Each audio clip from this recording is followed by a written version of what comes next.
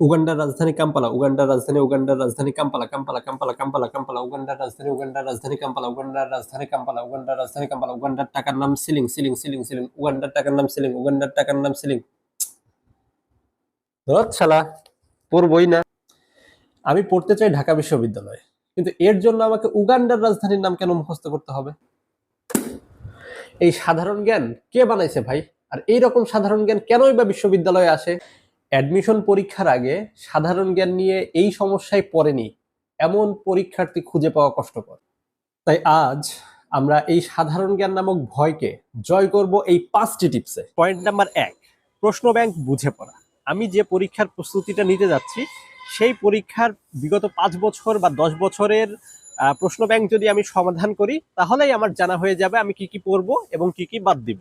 Point number 2, বই দাগিয়ে দাগিয়ে পড়া। বইয়ের প্রত্যেকটা তথ্য দাগিয়ে দাগিয়ে পড়া এবং তুলনামূলক যে কঠিন বিষয়গুলো আছে সেইগুলো খাতায় লিখে লিখে পড়া, তাহলে মাথায় বেশি থাকবে। Point number 3 layer studies. চোখে দেখে, মুখে বলে, কান দিয়ে শুনে পড়া। পয়েন্ট নাম্বার 4, চোখ কান খোলা রাখা। আমাদের আশেপাশে যা কিছু হচ্ছে সেদিকে যদি আমরা একটু লক্ষ্য রাখি, সাধারণ জ্ঞানের অনেক প্রশ্ন কিন্তু আমাদের পারা সম্ভব। কিভাবে?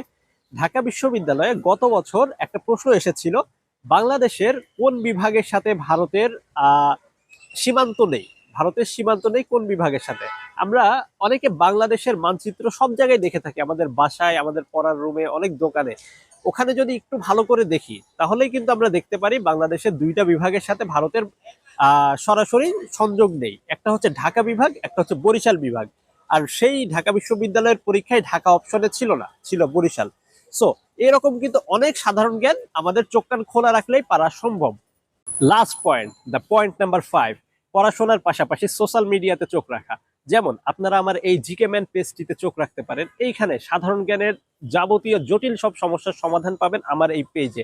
এবং এছাড়াও যত কনফিউশন আছে সাধারণ জ্ঞান নিয়ে, এই কনফিউশন দূর করতে যোগাযোগ করতে পারেন আমার ইনবক্সে।